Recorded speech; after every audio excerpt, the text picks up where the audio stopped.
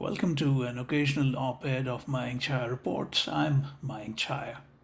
In the midst of palpable tensions with his friend, US President Donald Trump over tariffs, Prime Minister Narendra Modi is expediently invoking the philosophy of Mohandas Gandhi's Swadeshi, a doctrine which to its proponent's mind was all-encompassing.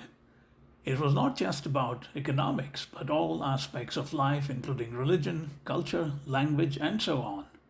It was about one's immediate neighborhood and one's village. But in Modi's convenient interpretation, it is predominantly about economics.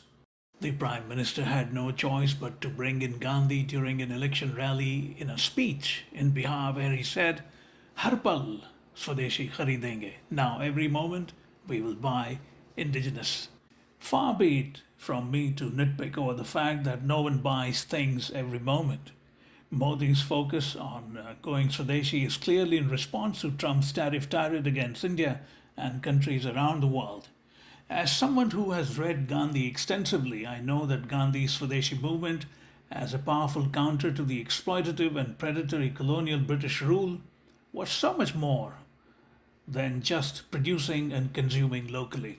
Sure, that was an important aspect of it because, as an astute political mind, Gandhi understood that the path to a broader spiritual evolution had to factor in some measure of material comforts.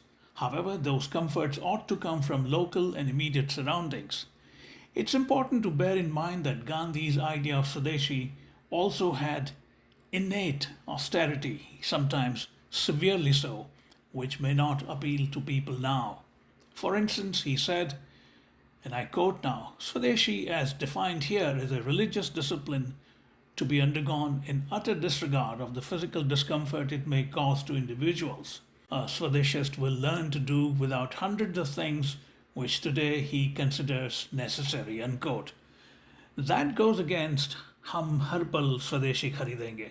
But in so much as the Prime Minister is invoking the Swadeshi spirit as a long-term counter to being bullied by a tariffs-wielding America, or for that matter any other nation, it has some value.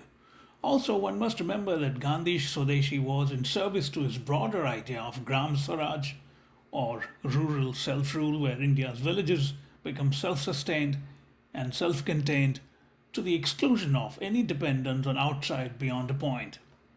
Other loftier ideas also flowed from Swadeshi, such as Swaraj, which is self-rule, Satyagraha, truth as the core force, Ahimsa, non-violence, and Sarvodaya, welfare for all.